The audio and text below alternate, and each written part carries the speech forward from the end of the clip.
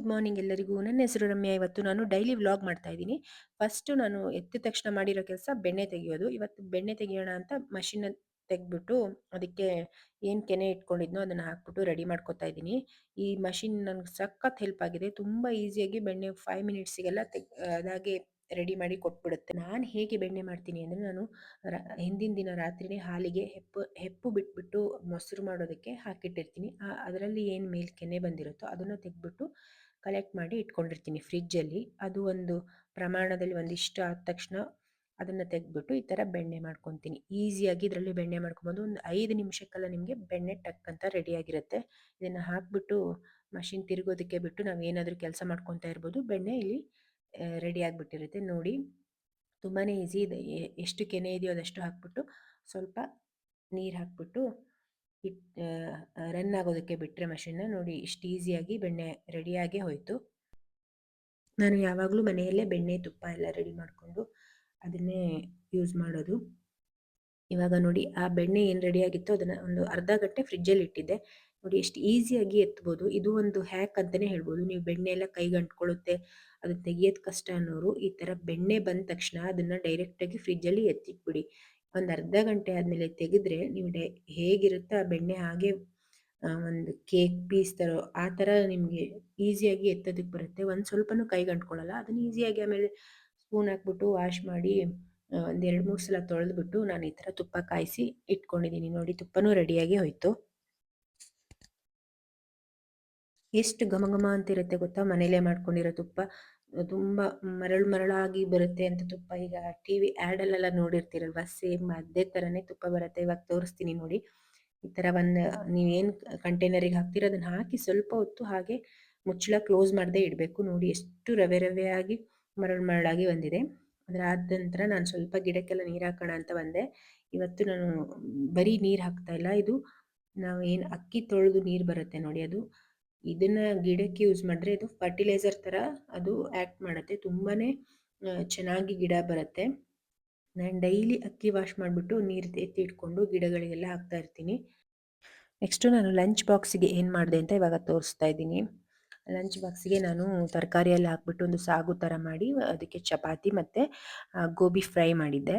ಸ್ಟೀಮರಲ್ಲಿ ನಾನು ಆಲೂಗಡ್ಡೆ, ಹೂಕೋಸು ಮತ್ತು ಕ್ಯಾಪ್ಸಿಕಮ್ 3 ಹಾಕ್ಬಿಟ್ಟು ಸ್ಟೀಮ್ ಮಾಡೋದಕ್ಕೆ ಇಟ್ಕೊಂಡಿದ್ದೀನಿ. ಈ ಕಡೆ ಇನ್ನೊಂದು ಪ್ಯಾನಲ್ಲಿ ಸ್ವಲ್ಪ ಎಣ್ಣೆ ಹಾಕಿ ಜೀರಿಗೆ, ಸಾಸಿವೆ, ಈರುಳ್ಳಿ, ಟೊಮೊಟೊ ಎಲ್ಲ ಹಾಕ್ಬಿಟ್ಟು ಚೆನ್ನಾಗಿ ಫ್ರೈ ಮಾಡ್ಕೊತಾ ಇದ್ದೀನಿ. ಅದು ಸ್ವಲ್ಪ ಫ್ರೈ ಆದ ನಂತರ ಇದಕ್ಕೊಂದು ಸ್ಪೆಷಲ್ ಇಂಗ್ರೀಡಿಯೆಂಟ್ಸ್ ಹಾಕ್ತಾ ಇದ್ದೀನಿ ಇವಾಗ. ಏನಪ್ಪ ಅಂದರೆ, ನಾನು ಕಡಲೆ ಹಿಟ್ಟು ಉಪಯೋಗಿಸ್ಬಿಟ್ಟು ಒಂದು ಗ್ರೇವಿ ಮಾಡ್ತಾಯಿದ್ದೀನಿ.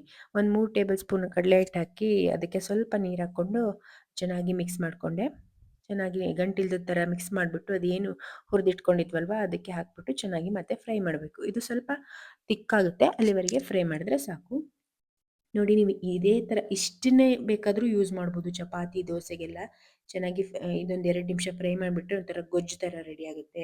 ಇದರಲ್ಲೊಂದು 2-3 ಥರ ಸ್ಟೆಪ್ಪಲ್ಲಿ ನಾವು ಈಸಿಯಾಗಿ ಮಾಡ್ಕೊಬೋದು. ನೋಡಿ, ಇಷ್ಟೇ, ಇದೇ ಥರ ಗೊಜ್ಜು ಇದನ್ನೇ ಡೈರೆಕ್ಟಾಗಿ ಉಪಯೋಗಿಸ್ಬೋದು. ನಾನು ಇದಕ್ಕೆ ಸಾಗು ಥರ ಮಾಡೋದ್ರಿಂದ ಸ್ವಲ್ಪ ತರಕಾರಿ ಎಲ್ಲ ಹಾಕ್ಬಿಟ್ಟು ಸ್ವಲ್ಪ ನೀರು ಹಾಕ್ಬಿಟ್ಟು ಉಪ್ಪು ಹಾಕಿ ಚೆನ್ನಾಗಿ ಬೇಯೋದಕ್ಕೆ ಬಿಡ್ತಾಯಿದ್ದೀನಿ. ಅದು ಒಂಥರ ಗ್ರೇವಿ ಕನ್ಸಿಸ್ಟೆನ್ಸಿ ಸ್ವಲ್ಪ ದಪ್ಪವಾಗಿ ಬರುತ್ತೆ. ಅಲ್ಲಿ ತನಕ ಚೆನ್ನಾಗಿ ಕುದೀಲಿ ಅಂತ ಸೈಡಿಗೆ ಕುದಿಯೋಕ್ಕಿಟ್ಟೆ. ಬೆಳಗ್ಗೆ ಲಂಚ್ ಬಾಕ್ಸಿಗೆ ಪ್ರಿಪ್ರೇಷನ್ ಅಂದರೆ ಮಲ್ಟಿ ಟಾಸ್ಕಿಂಗ್ ಇರುತ್ತೆ. ಎಲ್ಲ 1 ಬೈ 1 ಅಲ್ಲೇ ರೆಡಿ ಆಗ್ತಾ ಇರುತ್ತೆ. ಈ ಕಡೆ ನಾನು ಗೋಬಿ ಫ್ರೈ ಮಾಡೋಣ ಅಂತ ಒಂದು ಪ್ಯಾನ್ಗೆ ಎಣ್ಣೆ ಹಾಕ್ಬಿಟ್ಟು ಸ್ವಲ್ಪ ನನ್ನ ಹತ್ರ ಮ್ಯಾಗಿ ಮಸಾಲ ಇತ್ತು, ಅದನ್ನು ಯೂಸ್ ಮಾಡಿಕೊಂಡು ಸ್ವಲ್ಪ ಫ್ರೈ ಮಾಡ್ತಾ ಇದ್ದೀನಿ ಅಷ್ಟೇ. ಇದನ್ನು ಒಂದು ಸೈಡಲ್ಲಿ ಫ್ರೈ ಆಗೋದಕ್ಕೆ ಬಿಟ್ಬಿಡ್ತೀನಿ. ಅದು ಅದ್ರ ಪಾಡಿಗೆ ಫ್ರೈ ಆಗ್ತಾ ಇರುತ್ತೆ. ಇದಿಷ್ಟೇ, ಇದು ತುಂಬ ಸಿಂಪಲ್ಲಾಗಿ ಗೋಬಿ ಫ್ರೈ ಅಷ್ಟೇ, ಇನ್ನೇನು ಹಾಕೋದಿಲ್ಲ ಅದಕ್ಕೆ. ಅದು ಚೆನ್ನಾಗಿ ಫ್ರೈ ಆದರೆ ಆಯ್ತು ಅಷ್ಟೇ. ಒಂದು 10-15 ನಿಮಿಷ ಹಾಗೆ ಬಿಟ್ಟರೆ ಅದು ಅಲ್ಲೇ ಅದೇ ಎಣ್ಣೆಲೇ ಚೆನ್ನಾಗಿ ಸಾಫ್ಟಾಗಿ ಫ್ರೈ ಆಗಿರುತ್ತೆ. ಈ ಕಡೆ ಇನ್ನೊಂದು ಬೌಲಲ್ಲಿ ನಾನು ಚಪಾತಿಗೆ ರೆಡಿ ಮಾಡ್ಕೊತಾ ಇದ್ದೀನಿ. ಚಪಾತಿ ಹಿಟ್ಟು ಹಾಕಿ ಕಲಿಸ್ತಾ ಇದ್ದೀನಿ. ಉಪ್ಪು, ನೀರು, ಗೋಧಿ ಹಿಟ್ಟು 3 ಹಾಕ್ಬಿಟ್ಟು ಚೆನ್ನಾಗಿ ಮಿಕ್ಸ್ ಮಾಡ್ಕೊತಾ ಇದ್ದೀನಿ. ಮಾಮೂಲಿ ಎಲ್ಲರ ಮನೇಲೂ ಚಪಾತಿ ಹಿಟ್ಟು ಕಲಿಸೋ ಥರನೇ ನಾನು ಚಪಾತಿ ಹಿಟ್ಟು ಕಲಿಸ್ಕೊಂಡು ಚಪಾತಿ ರೆಡಿ ಮಾಡ್ತಾ ಇದ್ದೀನಿ. ಈ ಕಡೆ ಗ್ರೇವಿ ಏನಾಗಿದೆ ಅಂತ ನೋಡೋಣ ಅಂತ ಬಂದೆ. ಚೆನ್ನಾಗಿ ಕುದೀತಾ ಇದೆ. ಇನ್ನೊಂದು 5 ಮಿನಿಟ್ಸ್ ಕುದೀಲಿ ಅಂತ ಹಾಗೆ ಬಿಟ್ಟೆ. ಅಷ್ಟರೊಳಗೆ ಚಪಾತಿ ಲಟ್ಸ್ಕೊಂಬಿಡೋಣ. ಅಲ್ಲಿಗೆ ಗೋಬಿನೂ ರೆಡಿ ಆಗುತ್ತೆ, ಗ್ರೇವಿನೂ ರೆಡಿ ಆಗುತ್ತೆ. ಲಂಚ್ ಬಾಕ್ಸು ಕ್ವಿಕ್ಕಾಗಿ ಟಕ್ ಅಂತ ರೆಡಿ ಆಗಿಬಿಡುತ್ತೆ.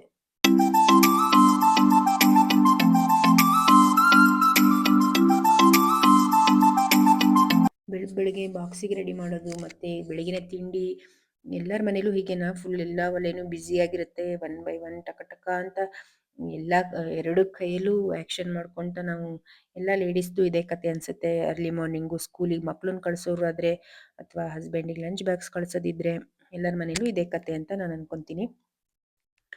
ನೋಡಿ ಇಲ್ಲಿ ಚಪಾತಿ ಕೂಡ ರೆಡಿ ಆಗೋಯ್ತು. ಈ ಕಡೆ ಗೋಬಿ ಫ್ರೈ ಕೂಡ ರೆಡಿಯಾಗಿದೆ. ಇಷ್ಟು ಫ್ರೈ ಆದರೆ ಸಾಕು. ಇದು ಚೆನ್ನಾಗಿ ಇದೆಲ್ಲ ಮಸಾಲೆ ಹಿಡ್ಕೊಂಡಿರುತ್ತೆ ಅಷ್ಟೇ. ಬರೀ ಎಣ್ಣೆ, ಮಸಾಲ ಪೌಡರ್, ಗೋಬಿ 3 ಫ್ರೈ ಮಾಡಿರೋದು. ಇದು ಟಕ ಟಕ ಅಂತ ಪ್ಯಾಕ್ ಮಾಡಿಬಿಡೋಣ ಲಂಚ್‌ಗೆ. ಚಪಾತಿ ಹಾಕ್ತಾ ಇದ್ದೀನಿ, ಅದಾದಮೇಲೆ ಗ್ರೇವಿ, ಅದಾದಮೇಲೆ ಗೋಬಿ ಫ್ರೈ. ಇಷ್ಟೇ, ತುಂಬ ಸಿಂಪಲ್ ಆಗಿ ಮತ್ತು ಯಮ್ಮಿಯಾಗಿರುವಂಥ ಒಂದು ಲಂಚ್ ಬಾಕ್ಸ್.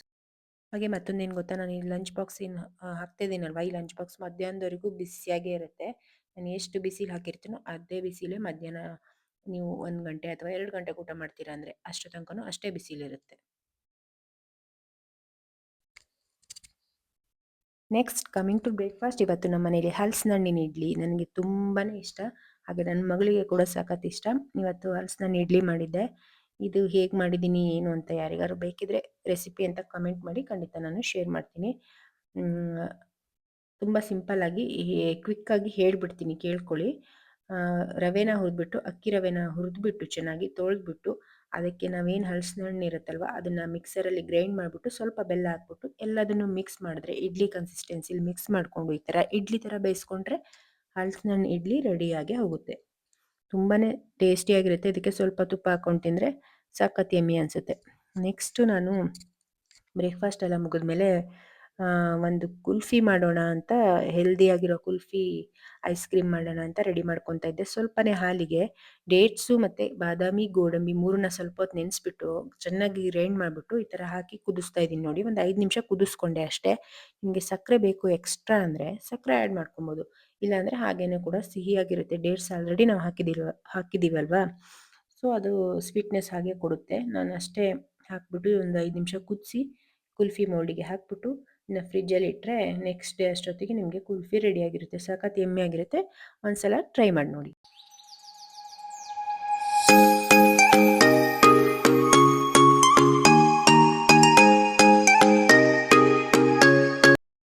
ಇನ್ನು ಸ್ವಲ್ಪ ಮಿಕ್ಕಿತ್ತ, ಹಾಗೆ ಒಂದು ಚಿಕ್ಕದಾಗಿರೋ ಮಣ್ಣಿನ ಲೋಟ ಇತ್ತು, ಅದರಲ್ಲಿ ಹಾಕಿದರೆ ಮಟ್ಕಾ ಕುಲ್ಫಿ ಥರ ಆಗುತ್ತೆ ಅಂತ ಅದರಲ್ಲೂ ಸ್ವಲ್ಪ ಹಾಕ್ಬಿಟ್ಟು ಫ್ರಿಜ್ಜಲ್ಲಿ ಎತ್ತಿಟ್ಟೆ. ನಾನು ಕುಲ್ಫಿ ರೆಡಿಯಾಗಿತ್ತು. ಹಾಗೆ ನನ್ನ ಮಗಳು ನೋಡ್ಬಿಟ್ಟು ಓಡೇ ಬಂದಳು. ಕುಲ್ಫಿ ಕುಲ್ಫಿ ಐಸ್ ಕ್ರೀಮ್ ಅಂದ್ಕೊಂಡು. ಹಾಗೆ ಅವಳಿಗೆ ಕೊಟ್ಟು ಟೇಸ್ಟ್ ಮಾಡಿಸಿದೆ. ಯಮ್ಮಿ ಯಮ್ಮಿ ಅಂದ್ಕೊಂಡು ತಿಂದಳು. ಸಖತ್ ಈಸಿ ಗೊತ್ತಾ ಕುಲ್ಫಿ. ಈಸಿಯಾಗಿ ಐಸ್ ಕ್ರೀಮ್ ಎಲ್ಲ ಮನೆಯಲ್ಲೇ ಮಾಡ್ಕೋಬೋದು. ನಾನು ತುಂಬ ವೆರೈಟಿನ ಟ್ರೈ ಮಾಡಿದ್ದೀನಿ. ಇನ್ನು ನೋಡೋಣ, ಸಾಧ್ಯ ಆದರೆ ಮುಂದಿನ ವೀಡಿಯೋದಲ್ಲೆಲ್ಲ ಶೇರ್ ಮಾಡ್ಕೊತಾ ಹೋಗ್ತೀನಿ. ನೆಕ್ಸ್ಟ್ ಮಧ್ಯಾಹ್ನದ ಲಂಚಿಗೆ ಬಂದರೆ, ಇದು ನನ್ನ ಮಗಳಿಗೆ ಮಾಡಿರೋದು ಬೀಟ್ರೋಟ್ ರೈಸು.